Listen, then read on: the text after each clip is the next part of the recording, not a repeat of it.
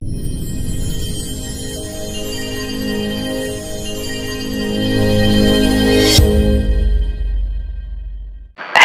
नमस्कार प्यारे विद्यार्थियों, आप सभी का आपके अपने यूट्यूब चैनल पर स्वागत है। आज के इस सेशन में हम कक्षा 12 हिंदी साहित्य का मॉडल पेपर 4 देखेंगे। 3 मॉडल पेपर हमने पिछली क्लास में देखे थे, जो इस चैनल पर प्ले लिस्ट के रूप में उपलब्ध है, आप वहां से जाकर देख सकते हैं। ये जो आपका मॉडल पेपर है, ये हल करने में आपको 3.25 घंटे का टाइम मिलेगा, यानी कि बोर्ड परीक्षा में भी आपको 3.25 घंटे मिलेंगे और पूर्णांक 80 नंबर का रहने वाला है। इसके बाद आपके लिए कुछ सामान्य निर्देश दिए गए हैं कि परीक्षार्थी सर्वप्रथम अपने प्रश्न पत्र पर नामांकन अनिवार्य लिखे। अपना जो पेपर होता है उस पर आपको रोल नंबर अनिवार्य रूप से लिखना है। दूसरा है, सभी प्रश्न हल करने अनिवार्य है। तीसरा निर्देश है, प्रश्नों के उत्तर दी गई उत्तर पुस्तिका में लिखे। जो आपके उत्तर पुस्तिका दी जाती है उसी में ही आपको प्रश्नों का उत्तर लिखना, पेपर पर नहीं लिखना है। चौथा है, जिन प्रश्नों में आंतरिक खंड है उसके उत्तर एक साथ ही लिखे, यानी कि एक प्रश्न है उसके 1 से 12 पार्ट है तो वो एक साथ ही लिखना है, सभी 1 से 12 तक। और 5वां निर्देश है, प्रश्न का उत्तर लिखने से पूरे प्रश्न का क्रमांक अवश्य लिखे। जो आपके प्रश्न संख्या है वो आपको ध्यान से लगानी, ताकि जो बोर्ड कॉपी चेक करने वाले उसको आसानी से समझ में आ जाए कि ये उत्तर उस प्रश्न का है।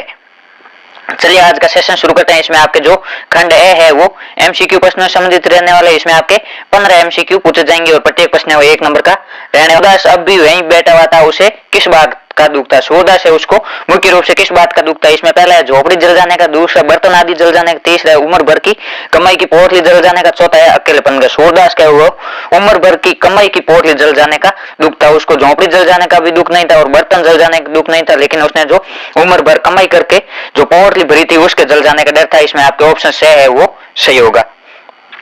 आगे दूसरा, मानव जन्म लेने की सार्थकता बताई गई। मानव जन्म लेने की जो सार्थकता है वो माँ के अंक से लिपटकर गोद दूध पीने में बताया गया। आपके अंक का अर्थ होता है गोद। इसमें आपके ऑप्शन बे है वो सही होगा। आगे तीसरा प्रश्न, चंबल कौन से पर्वत से निकलकर किस में मिलती है? यानी चंबल कौन से पर्वत से निकलती है और किस नदी में मिलती है? चंबल नदी है विंध्य पर्वत के जनापाव पर्वत से निकलती है और यमुना में मिलती है। इसमें आपके ऑप्शन ए है वो सही होगा।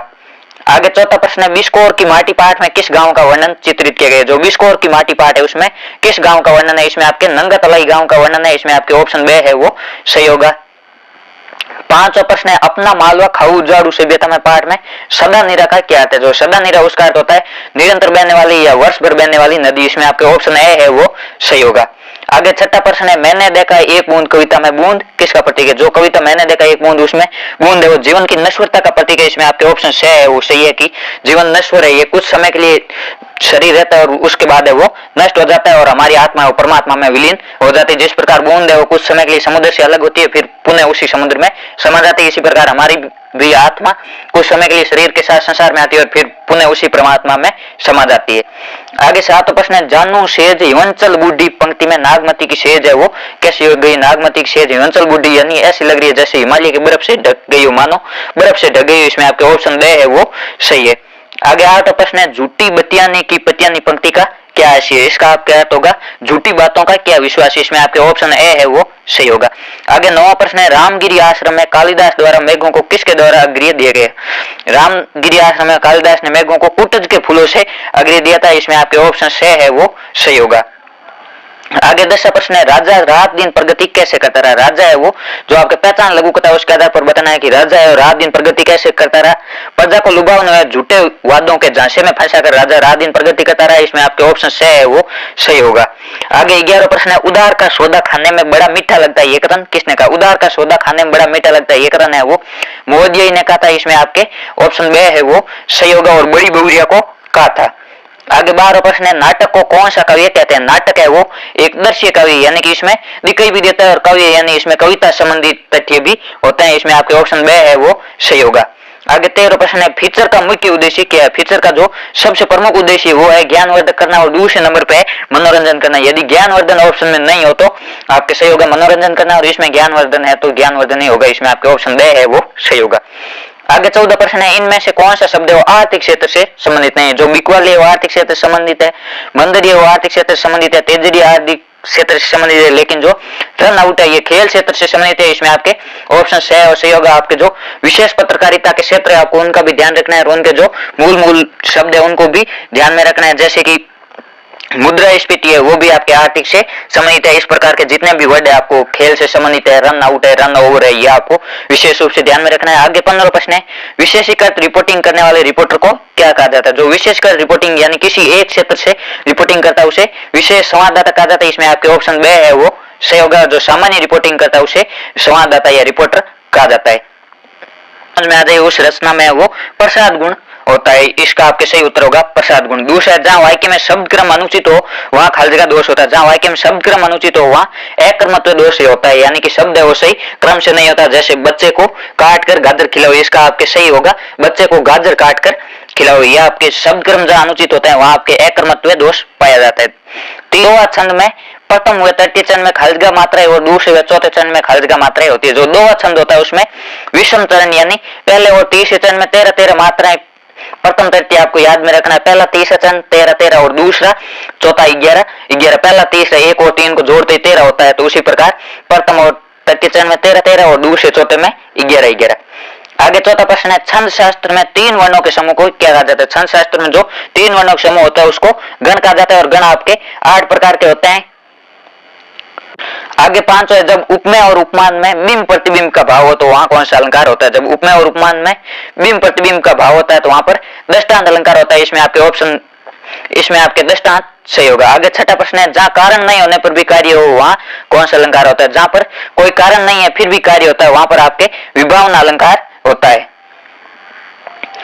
फिर तीसरा प्रश्न है, अपठित गद्यांश से संबंधित है। इसमें आपको गद्यांश को पढ़कर उसका अर्थ समझकर फिर इसके पूछे गए प्रश्नों का उत्तर देना है। इसमें आपके सबसे पहला वो प्रश्न शीर्षक से संबंधित पूछा जाता है। शीर्षक आपके जो गद्यांश जिस चीज से संबंधित है, यह आपके प्रथम या दूसरी लाइन में ही मिल जाता है कि ये गद्यांश किससे संबंधित है। जब हम भारतीय साहित्य की एकता की चर्चा करते हैं तब हमारा आशय भारतवर्ष की भिन्न भिन्न भाषाओं की साहित्य समाश्रयता से होता है। यदि हम आज की हिंदी, बंगला, मराठी, गुजराती अथवा दक्षिण भाषाओं के साहित्य देखें तो उनमें थोड़ा बहुत अंतर भी दिखेगा, परंतु सार रूप में प्रवृत्ति एक सी पाई जाती है। विभिन्न प्रदेशों और जनपदों की सांस्कृतिक विशेषताओं की छाप और साहित्य में प्राप्त होती है जो स्वाभाविक है। साहित्य विविध रूपों में से किसी भाषा में किसी रूप की विशिष्टता भी मिलती है। उदाहरण के लिए आज के मराठी साहित्य में नाटकों की स्थिति अपेक्षाकृत अधिक अच्छी है। व्यक्तिगत निबंध भी उनके यहाँ अधिक परिणाम में लिखे जा रहे हैं, ये उनकी प्रासंगिक विशेषता है। इसी प्रकार विभिन्न के भीतर एक मूलभूत एकता है जिसे हम भारतीय साहित्य की एकता कह सकते हैं। यह आपके मुख्य रूप से भारतीय साहित्य जो एकता है उस पर बताया गया है कि जो भारतीय साहित्य विभिन्न भाषाओं में लिखे गए साहित्य उनमें भी एक एकता पाई जाती है। उनका सार रूप है वो लगभग एक समान ही होता है। इसका आपके पहला है गद्यांश का उचित शीर्षक। गद्यांश का शीर्षक होगा भारतीय साहित्य या भारतीय साहित्य की एकता। आप दोनों में से कोई एक लिख सकते हो। जो शीर्षक है वो अधिकतम 5 से 6 शब्दों में ही होना चाहिए। दूसरा, मराठी साहित्य की क्या प्रासंगिकता है? मराठी साहित्य में नाटक और व्यक्तिगत निबंध की है वो अधिकता ही प्रासंगिक विशेषता है। आगे तीसरा, भारतीय साहित्य की क्या विशेषता? भारतीय साहित्य की विशेषता विभिन्न के भीतर एक मूलभूत एकता यानी विविधता में एकता। भारतीय साहित्य वो विभिन्न प्रकार का है लेकिन फिर भी उनके बीच एक मूलभूत एकता है, ये भारतीय साहित्य की मूल विशेषता है। चौथा है, साहित्य में किसकी छाप दिखाई देती है? साहित्य में वो विभिन्न जनपदों और प्रदेशों के सांस्कृतिक विशेषताओं की छाप दिखाई देती है। कोई भी प्रदेश है या कोई भी जनपद यानी जिला है उनके सांस्कृतिक जो विशेषता होती है वो साहित्य में उनकी छाप दिखाई देती है।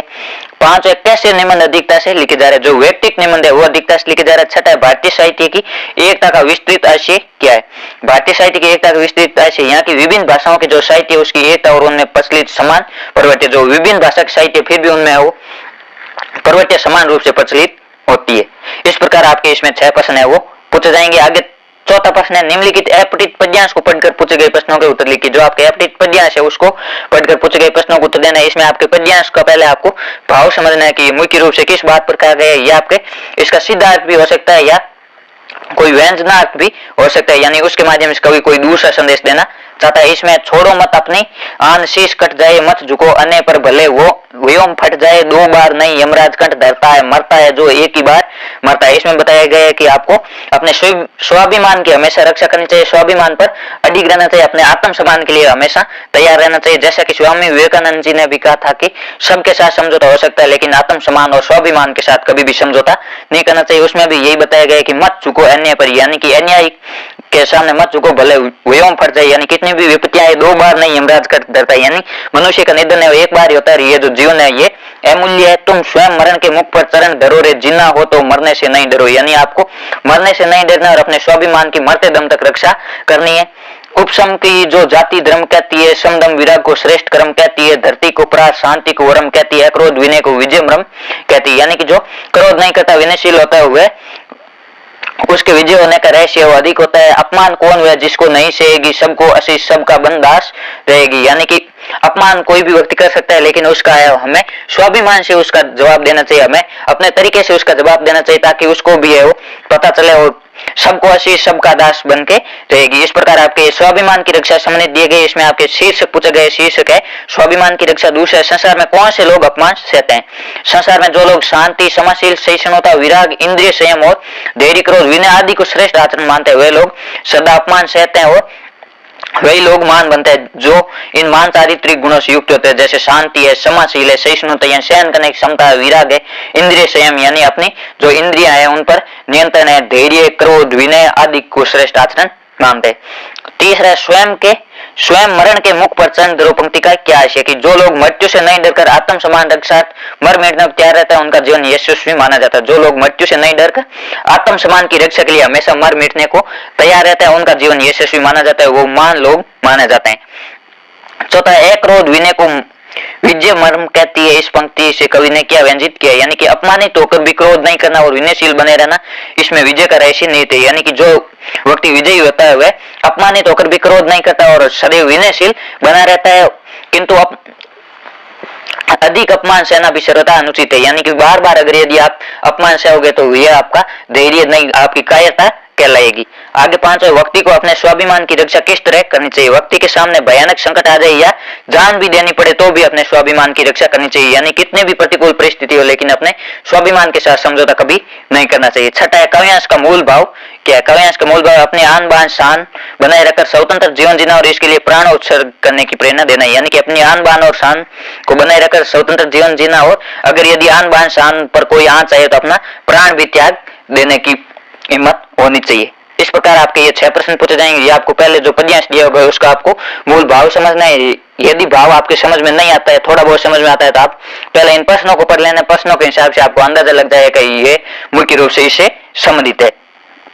आगे आपके जो खंड 2 है इसमें लघुत्तरात्मक प्रश्न पूछे जाएंगे और प्रत्येक प्रश्न 2 नंबर का रहने वाला है। उत्तर सीमा है वो 40 शब्द है, यानी कि आपको 30 से 40 वर्डों में इसका उत्तर देना है। इसमें 5 प्रश्न है, बालक बच गया निबंध की मूल संवेदना लिखिए। जो आपके अध्याय है उनके आपको मूल संवेदना यानी उससे हमें क्या सीख मिलती है या उसके माध्यम से कवि क्या बताना चाहता है, ये आपको विशेष रूप से समझकर लिखना है और समझकर बताना है कि इसमें मुख्य रूप से ये भाव बताए गए। बालक बच गया लघु निबंध का मूल प्रतिपाद्य शिक्षा ग्रहण करने की सही उम्र का निर्धारण करना। शिक्षा बालक या व्यक्ति के मानसिक विकास के लिए जरूरी है। शिक्षा केवल रटने के लिए नहीं बल्कि बालक की सहज प्रवृत्तियों के विकास के लिए दी जाती है। बालक की स्वाभाविक प्रवृत्तियां बची रहेगी तो समय आने पर वह शिक्षित किया जा सकेगा। यानी कि बच्चे को सही उम्र पर ही शिक्षा दी जानी चाहिए और शिक्षा का अर्थ केवल किताबी ज्ञान रटना ही नहीं है, लेकिन जो बालक की सहज प्रवृत्ति उनके विकास के लिए दी जाए। जो शिक्षा है उसका मुख्य उद्देश्य है वो बालक का संपूर्ण विकास होता है। इसलिए जब बालक की स्वाभाविक प्रवृत्ति बची रहेगी तो वह शिक्षित भी किया जा सकता है। यानी कि बच्चों में शिक्षा के प्रति रुचि उत्पन्न करनी, बच्चों पर शिक्षा को थोपना नहीं, ये इसका मूल उद्देश्य है। आगे 6 प्रश्न है, विकास के उजले पहलू के पीछे विनाश का अंधेरा छपा रहता है जहां कोई वापसी नहीं। पाठ के आधार पर स्पष्ट कीजिए। यानी कि विकास के पीछे विनाश का अंधेरा छिपा रहता है, जहां विकास होता है वहां विनाश भी होता है, किस प्रकार बताइए। इस कथन में लेखक ने यह पीड़ा व्यक्त की है कि विकास के नाम पर लोगों को विस्थापित होना पड़ता है, यानी अपना निवास स्थान छोड़ना पड़ता है। उनके पुश्तैनी मकान खेत आदि सब छोड़ जाते हैं, साथ ही उस क्षेत्र में पेड़ और वन भी नष्ट हो जाता है। इसे पर्यावरण की समस्या उभरती है और विस्थापित लोगों को अपने समाज, संस्कृति और परिवेश से दूर जाना पड़ता है। जो विकास होता है उसे मुख्य रूप से लोगों को विस्थापित भी होना पड़ता है और पर्यावरण की हानि भी होती है, पेड़ काटे जाते हैं और वन क्षेत्र भी नष्ट हो जाता है। इस प्रकार जो लोग विस्थापित होते हैं उनकी संस्कृति और परिवेश को छोड़कर दूर जाना पड़ता है। आगे 7वां प्रश्न है, रघुवीर साई की कविता तोड़ो का मूल भाव लिखिए। ये जो आपके अधिकतर प्रश्न है वो समझ आधारित पूछे जाते हैं। जो आपके पाठ है उनका आपको मूल भाव ग्रहण करना है कि इसमें कवि क्या बताना चाहता है या हमें क्या संदेश देना चाहता है। जो तोड़ो कविता एक उद्बोधन पर कविता है, इसका प्रतिपाद्य यह है कि बंजर और उबड़ खाबड़ जमीन को उपजाऊ खेत में बदलने के लिए प्रयास करने पड़ते हैं। उसी प्रकार मन में जो व्याप्त ऊब, खीज और बाधक तत्व है उसको तोड़कर नवीन सृजन के योग्य बनाना जरूरी। जो हमारे मन में ऊब यानी आलस या किसी कार्य से अरुचि उत्पन्न है उसको हमें तोड़कर मन को नवीन सृजन के योग्य बनाना, यानी हमें नई चीज सोचनी या हमारे मन को क्रिएटिव बनाना है। नव सृजन हेतु प्रकृति के साथ मन को भी सृजनशील बनाने का प्रयास करना चाहिए। नव सृजन हेतु प्रकृति है, प्रकृति भी सृजनशील बनती है और प्रकृति के साथ हमारा मन है उसको भी सृजनशील बनाया जाए ताकि हम कोई क्रिएटिव कार्य कर सके। 8वां प्रश्न है, खाली कटोरे में बसंत का उतरना इस पंक्ति में निहित भाव को स्पष्ट कीजिए। यानी कि खाली कटोरे में बसंत का उतरने का क्या अर्थ है। कवि का आशय है कि बसंत ऋतु में सर्दी कम हो जाती है, गंगा स्नान के लिए लोगों की भीड़ बढ़ जाती है और उनसे भिखारियों को खूब भीख मिलती है, उनके कटोरों में सिक्कों की खनक बढ़ जाती है। जिस प्रकार प्रकृति में बसंत ऋतु का आने पर मधुरता और खुशियां छा जाती है, उसी प्रकार भिखारियों के चेहरों पर चमक बढ़ जाती है। कटोरे में पड़ते सिक्कों की चमक में कवि को वसंत उतरता दिखाई देता है। जो कटोरे में सिक्के पड़ते हैं, जब वसंत आता है तो गंगा स्नान के लिए श्रद्धालुओं की भीड़ बढ़ जाती है, जिसके कारण भिखारियों को भीख भी अधिक मिलती है। और जो सिक्के बढ़ते हैं तो उनके चेहरे पर खुशी का भाव दिखाई देता है, जैसा प्रकृति में अभी वसंत ऋतु में होता है। आगे 9वां प्रश्न है, चूल्हा ठंडा किया होता है तो दुश्मनों का कलेजा कैसे ठंडा होता है। इस कथन के आधार पर सूरदास की मन स्थिति का वर्णन कीजिए। यानी कि इस कथन के आधार पर आपको बताना है कि सूरदास की मेंटल सिचुएशन कैसी थी। उस समय सूरदास की मन स्थिति अत्यंत विचलित थी। उसे झोंपड़ी के जल जाने का दुख नहीं था, दुख था पैसों की पोटली के जल जाने का, जो उसके उम्र भर की कमाई और जीवन की आशाओं का आधार थी। सूरदास को सबसे अधिक झोंपड़ी से भी अधिक दुख उसकी उम्र भर की कमाई की पोटली के जल जाने का था। आगे 10वां प्रश्न है, जड़ चेतन में रूपांतरित होकर क्या क्या अंतर्बाह्य घटता है, लीलाचारी होता है। इस कथन का आशय स्पष्ट कीजिए। जड़ के चेतन होने पर अर्थात जन्म लेने पर मां की अपने संतान के प्रति अतिशय ममता रहती है।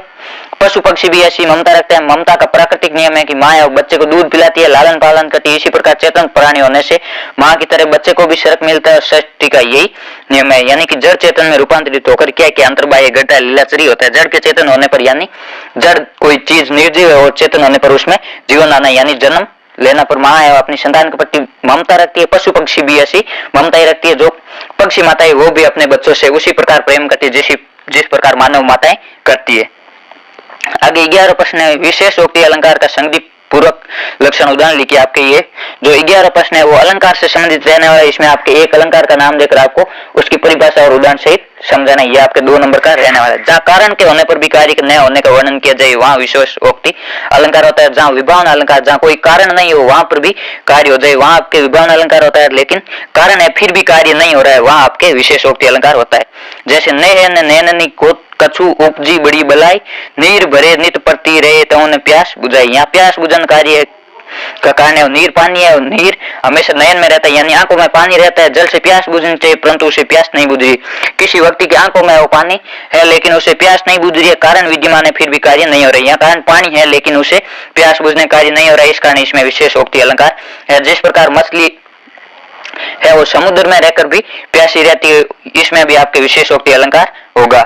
आगे 12वां प्रश्न है, कविता कोने में घात लगाई बैठी है, ये हमारे जीवन में किसी भी क्षण बसंत की तरह आ सकती है। इन पंक्तियों से क्या तात्पर्य, यानी कि कविता हमारे जीवन में कभी भी आ सकती है। इस पंक्तियों का क्या अर्थ है। ये पंक्तियां जॉर्ज लुइज बोर्गेस के, उनका मानना है कि प्रत्येक व्यक्ति के मन में रचना करने की प्रवृत्ति होती है। प्रत्येक व्यक्ति के मन में भाव होते हैं जो किसी भी समय शब्दों के रूप में फूट कर कविता की रचना कर सकते हैं। जो कविता है उसका मुख्य आधार आपके भाव होता है। किसी भी व्यक्ति के मन में जो भाव आते हैं वो शब्दों के रूप में प्रदर्शित होना कविता होता है। इसका कोई निश्चित समय तय नहीं होता, कोई निश्चित काल नहीं होता, कभी भी वे मानव मन से स्फुटित हो सकती है। यानी भाव है वो कभी भी शब्दों के रूप में बदल सकते हैं। आगे 13वां प्रश्न है, पत्रकारिता और सृजनात्मक लेखन में क्या अंतर है। पत्रकारिता का रिश्ता है वो तथ्यों से, यानी कि इसमें मुख्य रूप से फैक्ट होते हैं कि क्या चीज है और क्या नहीं है। जबकि सृजनात्मक लेखन का माध्यम रिश्ता है वो कल्पना से, जो सृजनात्मक माध्यम है वो कल्पना आधारित होता है। पत्रकारिता अनिवार्य रूप से तात्कालिकता और अपने पाठकों की रुचि और जरूरतों को ध्यान में रखकर लिखा गया लेखन है। जो पत्रकारिता है वो किसी समय के करंट के मुद्दे उतारते हैं जो उस समय से संबंधित हो या जो अपने पाठक की रुचि और जरूरत है उसको ध्यान में रखकर लिखा गया लेखन। जबकि साहित्यिक लेखन में वो लेखक को छूट रहती है कि वह किसी भी इतिहास के मुद्दे पर भी लिख सकता है या कोई अन्य मुद्दे पर भी लिख सकता है। उसके बाद 14 प्रश्न है, विशेष लेखन की भाषा और शैली कैसी होनी चाहिए। विशेष लेखन का क्षेत्र विशेष अपनी विशेष तकनीकी शब्दावली से जुड़ा होता है। जो कोई भी विशेष लेखन है उसकी अपनी विशेष तकनीकी शब्दावली होती है। जैसे खेल क्षेत्र के अपने शब्द अलग होते हैं, आर्थिक क्षेत्र के अपने शब्द अलग होते हैं और सिनेमा क्षेत्र के अपने शब्द अलग होते हैं। इसलिए इस लेखन क्षेत्र में विशेष में इस्तेमाल होने वाली भाषा का प्रयोग किया जाता है। विशेष लेखन के कई क्षेत्र ऐसे जिनमें लेखन में विशेष ज्ञाति की जरूरत होती है। इस आधार पर भाषा शैली का निर्धारण होता है। जो विशेष लेखन की भाषा है वो मुख्य रूप से उसके क्षेत्र के आधार पर निर्धारित होती है। जो खेल क्षेत्र है उसकी अलग भाषा होगी, सिनेमा क्षेत्र की अलग भाषा होगी और आर्थिक क्षेत्र की अलग भाषा होगी। और कोई कृषि संबंधित विशेष लेखन है तो उसकी भाषा अलग होगी। आगे 15 प्रश्न है, सच्चिदानंद हीरानंद वात्स्ययन अज्ञे अथवा हजारी प्रसाद द्विवेदी जी का साहित्यिक परिचय लिखिए। ये आपके 2 नंबर का आएगा। इसमें आपके एक कवि अथवा आपके एक लेखक का परिचय पूछा जाएगा और इसमें आपको विशेष रूप से वो 2 नंबर में साहित्यिक परिचय लिखना है, यानी कि मुख्य रूप से उनकी रचना है और उनकी रचना में कैसी भाषा है, कैसे भाव है, उनके बारे में बताना है। ये दोनों ही आपके अति महत्वपूर्ण प्रश्न है। सच्चिदानंद हीरानंद वात्स्ययन अज्ञे और हजारी प्रसाद द्विवेदी, इन दोनों में से आपके एक परीक्षा में विशेष रूप से पूछा जा सकता है। इसका आपके उत्तर होगा, अज्ञे प्रयोगवाद के प्रवर्तक साहित्यकार माने जाते हैं। जो अज्ञे जी है वो प्रयोगवाद के प्रवर्तक है। अज्ञे प्रकृति प्रेमी मानव मन के अंतर्द्वंदों के कवि माने जाते हैं। अज्ञे ने शेखर एक जीवनी, नदी के द्वीप, ये 2 उपन्यास, अरे यायावर रहेगा याद, एक बूंद सहसा उछली, ये इनके यात्रा वर्त है। त्रिशंकु आत्मनिपद, ये इनके निमित्त है। विपतगा परंपरा कोट रिकबाद जयदोल, ये इनके कहानी संग्रह। आपके जो भी कवि परिचय या लेखक परिचय उसमें आपको उनकी रचनाएं विशेष रूप से लिखने। इसके अथवा में आचार्य हजारी प्रसाद द्विवेदी जी भारतीय संस्कृति में गहरी पैर रखते थे। इनके कृतित्व रूप में बाण भट्ट की आत्मकथा, चारुचंद्र लेख, पुनर्नवा और अनामदास का पोता उपन्यास है। अशोक के फूल, कुटज, कल्पलता, ये इनके निबंध संग्रह और हिंदी साहित्यिक भूमिका, हिंदी साहित्यिक आदिकाल, ये इनके आलोचनात्मक ग्रंथ उल्लेखनीय। आपको मुख्य रूप से इनकी रचनाओं के बारे में बताना है। आगे जो खंड है इसमें आपके दीर्घ उत्तरात्मक प्रश्न होंगे और प्रत्येक प्रश्न है वो 3 नंबर का होगा और इसका उत्तर आपको 60 शब्दों में देना है, यानी 5 से 6 लाइन में। इसमें 16 प्रश्न है। देवसेना का गीत कविता की मूल संवेदना लिखी, यानी कि देवसेना गीत है उसमें मुख्य रूप से क्या भाव है। देवसेना ने स्कंदगुप्त के प्रति प्रेम भाव रखा, किंतु स्कंदगुप्त की तरफ से उसे पढ़ने निवेदन नहीं मिला। देवसेना ने आश्रम में जीवन पर्यंत सभी दुखों को सहन किया और जीवन के अंतिम मोड़ पर स्कंदगुप्त द्वारा पढ़ने निवेदन किए जाने पर वह ठुकरा देती, क्योंकि उसका पूरा जीवन वेदनापूरित था। वह कहती है कि जीवन के अंतिम क्षणों में भी विदाई के रूप में मुझे वेदना अथवा पीड़ा मिली। इसमें जो देवसेना उसकी वेदना के बारे में बताया गया कि उसको जीवन के अंतिम क्षणों में भी वेदना या पीड़ा भी मिली। पहले स्कंदगुप्त ने उसका पढ़ने निवेदन स्वीकार नहीं किया। जब अंतिम समय में स्कंदगुप्त ने पढ़ने निवेदन भेजा तो देवसेना ने उसको ठुकरा दिया। इसके अलावा हम आपके सरोज स्मृति कविता की मूल संवेदना अपने शब्दों में लिखी। जो सरोज स्मृति उसकी मूल संवेदना कैसे, कवि निराला की मूल संवेदना यह है कि मेरा सारा जीवन दुखों से भरा है, मुझे आजीवन संघर्ष से जूझना पड़ा। जो कवि सूर्यकांत त्रिपाठी निराला, इनका जीवन है दुखों से भरा हुआ था। मेरा संपूर्ण जीवन है दुख में डूबा हुआ है, इसलिए मैंने इस कविता में उस दुख गाथा को जाया है जिसे मैंने आज तक किसी से नहीं कहा। यानी कि सूर्यकांत त्रिपाठी निराला ने सरोज स्मृति कविता में उन दुखों को बताया जो आज तक उन्होंने पहले किसी को नहीं बताया। इन पंक्तियों में निराला जी की गहरी वेदना छिपी है जिसे शब्दों के द्वारा व्यक्त नहीं किया जा सकता। आगे 17वां प्रश्न है, यासेर अराफात का वक्तव्य सहजता, सरलता और सेवा भाव से ओतप्रोत था। गांधी, नेहरू और यासेर अराफात पाठ के आधार पर बताई। जो आपके यासेर अराफात जो फिलिस्तीनी सरकार के प्रमुख थे उनका जो व्यक्तित्व है वो सहजता, सरलता और सेवा भाव से ओतप्रोत था। आप कैसे कह सकते हैं, आपको इस कथन का समीक्षा करनी। यासेर अराफात फिलिस्तीनी अस्थायी सरकार के प्रमुख थे, परंतु इतना बड़ा नेता होने पर भी उन्हें अहंकार नहीं था। लेखक को उन्होंने सप्रेम आमंत्रित किया था। वे अतिथि सत्कार करने में सहजता दिखाते रहे और स्वयं फल छीलकर लेखक को खिलाते रहे। जो यासेर अराफात थे उन्होंने स्वयं फल छीलकर लेखक को खिलाया। इनमें सरलता और सेवा भाव इतना अधिक था कि जब लेखक गुसल खाने से हाथ धोकर बाहर निकले तो बाहर हाथ में तौलिया लिए स्वयं यासेर अराफात खड़े थे। जब लेखक है गुसल खाने से हाथ धोकर बाहर निकले तो तौलिया लिए स्वयं यासेर अराफात बाहर खड़े थे। इस प्रकार हम कह सकते हैं कि उनमें अहंकार का भाव नहीं था। वो चाहते तो अपने नौकरों को भी भेज सकते थे। उस गुणों से उनका व्यक्तित्व है वो ओतप्रोत था। उनका व्यक्तित्व सहजता, सरलता और सेवा भाव से ओतप्रोत था। इसके अलावा आपके मनोकामना की गांठ भी अद्भुत है, अनूठी है, इधर बांधो उधर लग जाती है। ये कथन किसने और किस संदर्भ में कहा और इस कथन से आप क्या सहमत है? ये आपके अति महत्वपूर्ण प्रश्न है, ये परीक्षा में पूछा जा सकता है। ये जो कथन है वो पारो ने कहा था। इस कथन से पारो के मनोदशा का पता चलता है। उसने शंभु से मिलन और इस मनोकामना से मनसा देवी पर एक चूर्ण चढ़ाने एक संकल्प लिया था। जो पारो थी उसने शंभु से मिलन के लिए मनसा देवी पर एक चूर्ण चढ़ाने एक संकल्प लिया कि यदि शंभु से मिलन हो जाएगा एक चूर्ण चढ़ा दूंगी, क्योंकि पहली मनोकामना की गांठ का फल तो उसने देख लिया था कि जिसकी मिलने की संभावना नहीं थी वह लड़का स्वयं चलकर उसके पास आ गया। उसकी पहली मनोकामना पूरी हो गई। उसने शंभु से मिलना चाहा तो देखा कि शंभु के मिलने की पुनः संभावना नहीं थी, वह लड़का स्वयं चलकर उसके पास आ गया। पारो के इस कथन से पता चलता है कि वह शंभु से प्यार करने लगी थी। उसके बाद आपके 18वां प्रश्न है, नदियों की दुर्दशा और तालाबों के बारे में लेखक के चिंतन को स्पष्ट कीजिए। जो नदियों की दुर्दशा और तालाबों की हालत है उसके बारे में लेखक ने क्या चिंतन किया। नदियों की दुर्दशा, लेखक को इस बात का दुख है कि सभी नदियां सदा निरा थी किंतु अब इनमें जल नहीं है। सभी नदियां है वो 12 माह तक चलती थी, अब इसमें जल नहीं है। सदा निरा नदियां सिर्फ चौमासे में चलती है, यानी केवल वर्षा ऋतु में चलती है। बाकी के महीने में बस्तियों के नाले के पानी को ढोती है। बाकी के महीने में जो गंदा पानी होता है, नाले का पानी होती है, केवल वही नदियों में बहता है, वो साफ पानी नहीं रहा। तालाब चिंतन है, मालवा के लोग पानी के लिए नदियों के बाद तालाबों पर निर्भर रहते थे, किंतु वर्तमान में तालाब पोखरों को मलबे से गा दी गई, यानी ये मलबे से भर गए। इस कारण जल स्रोत सूख गए और पेयजल की विकराल समस्या वो मुंह बाएं खड़ी, यानी पेयजल की विकराल समस्या उत्पन्न हो गई।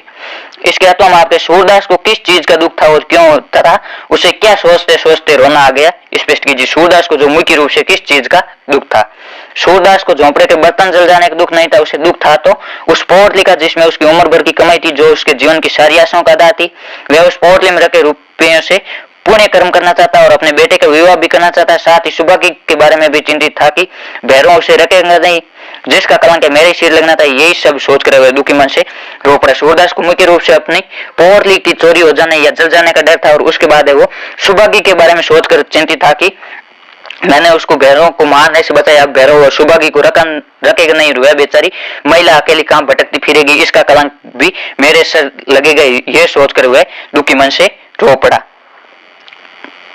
आगे आपके 19वां प्रश्न है, ये गद्यांश की प्रसंग वाक्य सम्मिलित है। ये आपके 5 नंबर का रहने वाला है। इसमें आपको सबसे पहले प्रसंग, बाद में वाक्य और फिर आपको विशेष लिखना है। इसमें हिंदी के नए पुराने लेखकों की चर्चा बराबर इस मंडली में रहा करती थी। मैं भी अब अपने को एक लेखक मानने लगा था। हम लोगों की बातचीत पर हिंदी लिखने पढ़ने की हिंदी में हुआ करती, जिसमें निसंदेह इत्यादि शब्द आया करते। जिस स्थान पर मैं रहता है वहां अधिकतर वकील, मुख्तार और कचहरी के अफसर और अमलों की बस्ती थी। ऐसे लोगों के उर्दू कानों में हम लोगों की बोली कुछ अनोखी लगती थी, यानी कि लेखक जहाँ पर रहता था वहां पर उसके आसपास है वो उर्दू भाषी लोग रहते थे, जिनको हिंदी के ये निसंदेह जैसे शब्द अनोखे लगते। इसी से उन्होंने हम लोगों का नाम निसंदेह लोग रख छोड़ा। लेखक का नाम है वो जो उर्दू भाषी लोग थे, उनके पड़ोसी थे, उन्होंने निसंदेह रखा था। इसका आपके प्रसंग होगा प्रस्तुत के गद्यांश रामचंद्र शुक्ल के प्रेमगंध की छाया स्मृति संस्मरणात्मक निमन से लिए गए। 16 वर्ष की अवस्था तक तो लेखक में हिंदी प्रेमी साहित्यों की एक मंडली बन गई थी। इसी से उनमें संबंधित घटना का वर्णन किया गया, यानी कि जो हिंदी प्रेमी साहित्यों की मंडली थी उससे संबंधित एक घटना का वर्णन किया गया। ये आपके जो लेखक रामचंद्र शुक्ल है इनके बारे में बताए गए। इसमें शुक्ल जी की हिंदी प्रेमी कवियों की जो मित्र मंडली थी उसमें हिंदी के नए पुराने लेखकों की चर्चा निरंतर हुआ करती थी। शुक्ल जी बताते हैं कि तब वे अपने आप को एक लेखक मानने लगे थे। शुक्ल जी और उनके हिंदी प्रेमी साथी लिखने पढ़ने की हिंदी में ही बातचीत करते, यानी वो शुद्ध हिंदी में बातचीत करते। उनकी इस हिंदी में निसंदेह जैसे शब्द प्राय प्रयुक्त होते थे। जिस स्थान पर मिर्जापुर में शुक्ल जी रहते थे वहां बहुत से वकील, मुख्तार, कचहरी के अफसर और कर्मचारी रहा करते थे। एक तरह से जैसे कचहरी के लोगों की बस्ती थी, उस समय कचहरी में उर्दू भाषा का प्रयोग होता था। उन लोगों को उर्दू के शब्द प्राय सुनने को मिला करते। उर्दू सुनने वाले उनके कानों में लेखक की मंडली के लोगों की बोली अनोखी लगती थी। इसी का परिणाम था कि उन लोगों ने लेखक की मंडली के लोगों का नाम है निसंदेह लोग रख दिया था। इसका विशेष यहाँ लेखक और उसके हिंदी प्रेमी साहित्यों की प्रिनिश्चित खड़ी बोली के बारे में बताया गया है। दूसरा भाषा सहज, सरल और शैली विवरणात्मक है, यानी पूरा विवरण दिया गया है। इसका तो हमें एक गद्यांश और दिया गया है। कुछ दिनों के बाद मैंने सुना कि शेर अहिंसा और सहअस्तित्ववाद का बड़ा जबरदस्त समर्थक है, इसलिए जंगली जानवर शिकार नहीं करता। मैं सोचने लगा शायद शेर के पेट में वे सारी चीजें हैं जिनके लिए लोग वहां जाते हैं। मैं भी एक दिन शेर के पास गया। शेर आंखें बंद किए पड़ा था, उसका स्टाफ है, ऑफिस का काम निपटा रहा था। मैंने पूछा क्या यह सच है कि शेर साहब के पेट के अंदर रोजगार का दफ्तर है? बताया गया कि यह सच है। इसका आपके प्रसंग है, ये असगर वजात के जो लघु कथाएं पाठ है उसके शेर शीर्षक से लिए गए। इसमें व्यवस्था के प्रतीक शेर के व्यवहार और यथार्थ का व्यंग्यात्मक वर्णन किया गया। जो हमारी शासन व्यवस्था उसको शेर के प्रतीक के माध्यम से वर्णन किया गया कि किस प्रकार शेर है वो लोगों को झांसा देकर निकल जाता है। उसी प्रकार जो शासन व्यवस्था या जो शासक वर्ग है वो लोगों को झूठे वादों में फंसा कर वो शासन करते हैं। इसका वाक्य शेर के मुंह में अनेक जीवों को स्वयं ही प्रवेश करते देखकर लेखक को आश्चर्य हुआ, यानी कि लोग है वो उसी प्रकार व्यंग्य करते हुए लेखक ने बताया कि लोग शासक के पास अपने आप चले जाते हैं। कुछ दिनों के बाद लेखक को सुनने को मिला शेर अहिंसा और सहअस्तित्ववाद का जबरदस्त समर्थन करने वाले, इसी कारण वह जंगल के जानवरों को शिकार नहीं करता। अर्थात प्राय देखा जाता है कि सत्ता वर्ग है वो अहिंसावादी, न्याय पीढ़ी और मेल जोल रखने का कोरा दिखावा करता है, यानी वे सिर्फ दिखावटी करते हैं। वास्तविकता में कुछ नहीं होता, यथार्थ में कुछ अलग ही होता है। वह सुविधा भोगी और छदम जनसेवक होता है, यानी वो छल करता है, इसलिए लोगों को व्यवस्था के नाम पर प्रलोभन देता है, कोरे आश्वासन देता है। जो शासक वर्ग होता है वो लोगों को व्यवस्था की आपको ये सुविधा मिलेगी, आपको ये मिलेगी, उसके आधार पर कोरा आश्वासन देता है या झूठे वादा करता है। ऐसी युक्तियां अपनाता है कि सामान्य लोग उस पर विश्वास करने लगते हैं। इस प्रसंग में लेखक सोचने लगा है कि शेर के पेट में सुख सुविधाएं, रोजगार, स्वर्ग आदि सब चीजें, वहाँ सारे आकर्षण विद्यमान है, इसी लोभ से सारे लोग वहां जाते हैं। तब एक दिन लेखक भी शेर के पास गया। शेर उस समय में सोया हुआ था और उसके स्टाफ काम कर रहा था। लेखक ने उनसे पूछा, क्या शेर के मुंह के अंदर रोजगार का दफ्तर है? तो उन्होंने कहा, यह सच है। यानी जिस प्रकार हम शासक के पास जाते हैं तो शासक वर्ग खुद नहीं मिलते और उनके जो स्टाफ होता है वो मिलते हैं और वो कहते हैं कि आपका काम हो जाएगा। इस पर व्यंग्य किया गया। इसमें आपके विशेष व्यवस्था के प्रतीकात्मक वर्णन पर व्यंग्य की गई। ये आपके मुख्य रूप से व्यंग्य आता है, यानी इसका लिखा कुछ अलग है और अर्थ कुछ अलग निकल रहा है। यहाँ आपको बताया जंगल के बारे में है, लेकिन इसका वास्तविक अर्थ है वो वास्तविक समाज से जुड़ा हुआ है, यानी कि किस प्रकार जो शासक वर्ग होते हैं, जो शासन करने वाले होते हैं, वो जनता को लूटते हैं। दूसरा भाषा सरल सुबोध है, वर्णन है वो चित्रात्मक और प्रतीकात्मक है, इसमें प्रतीकों के माध्यम से बताए गए। आगे 20वां प्रश्न है, इसमें आपके पद्यांश की प्रसंग वाक्य पूछे गए। ये भी आपके 5 नंबर का रहने वाला है। बहुत दिनान को अवधि आसपास परे खरे, अरबरनी भरे है उठी जान को, कही कही आवन छबिले मन भावन को, गही गही राखती दे दे सम्मान को, झूठी बतियानी की पतियानी ते उदास वे के, अब ने गिरत घना आनंद निदान को, अदर लगे है आनिकारी के पयान प्राण, चार चलन ये संदेशो ले सुजान को। ये आपके जो रीति मुक्त कवि घनानंद द्वारा रचित है ये कविता। इसमें कवि ने अपनी प्रेमिका सुजान के दर्शन की अभिलाषा प्रकट करते हुए कहा कि सुजान के दर्शन के लिए ये प्राण अभी तक अटके हुए पड़े हैं। इसमें जो कवि घनानंद है उनके जो प्रेमिका सुजान थी उसके बारे में बताया गया है कि उनके दर्शन की अभिलाषा के लिए ये मेरे प्राण अभी तक अटके हुए हैं। इसकी व्याख्या कवि घनानंद अपनी प्रेयसी सुजान को लक्ष्य कर कहते हैं कि अब तो बहुत दिन हो गए, अर्थात बहुत समय व्यतीत हो चुका है, तुम्हारे इंतजार में ही मेरे प्राण अटके हुए, अर्थात इस संसार से जाने वाले मैं जीवन के अंतिम क्षणों में हूँ। छेल छबीली प्रिय सुजान से कई बार आने का, किंतु वे नहीं आई। कवि कहता कि हे प्रिय सुजान, अब तो आकर मेरे प्रेम का सम्मान बचा लो। मैं तुम्हारी झूठी और ललचाने वाली बातों पर विश्वास करके बहुत दुखी और उदास हूँ। अब तो आनंद के भंडार बादल भी नहीं गिरते जिससे मुझे तृप्ति मिल सके। अब तो स्थिति ये हो गई कि मेरे प्राण है वो अधरों तक आने लगे, यानी मेरे प्राण होठों तक आ गए। अत्यधिक व्याकुलता से मेरे प्राण कभी भी प्रस्थान कर सकते हैं। ये तो अभी तक इसलिए अटके हुए हैं कि सुजान का कोई संदेश मिल ही जाए। भाव ये है कि मेरे ये प्राण सुजान की प्रतीक्षा में ही अटके हुए हैं, उनके संदेश के बिना ये निकल भी नहीं पा रहे। इसमें यह बताया गया कि अब तो आनंद के भंडार बादल भी नहीं गिरते, ताकि मैं रोऊं तो किसी को पता भी नहीं चले। इसका आपके विशेष हो गए। इसमें सुजान शब्द प्रेमिका के लिए और अपने आराध्य श्री कृष्ण दोनों के लिए भी प्रयुक्त हुआ है। इसमें अपनी प्रेमिका सुजान और श्री कृष्ण दोनों से भी निवेदन किए गए।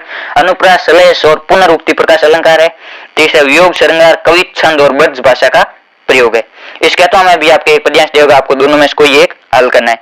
मैं जानऊ निज नाथ सुभाऊ, अपराधी ऊपर को न काऊ, मोह पर कृपा स्नेह विषय की, खेलत खुनिश ने कबू दे की, शिशु पंते परिहेरु ने संगु, कबू न किन्ने मोर बन संग मन भंगू, मैं प्रभु कृपा रीत जाई मोई, हारे वो खेल जितावई मोई। ये आपके जो लक्ष्मण है वो बताता है कि मैं अपने प्रभु भगवान श्री राम का स्वभाव है वो अच्छी तरह जानता हूँ। वो अपराधियों पर भी क्रोध नहीं करते, मेरे पर उनकी कृपा दृष्टि है वो सने भरे हुए, मुझे खेल में भी कभी नाराज नहीं करते।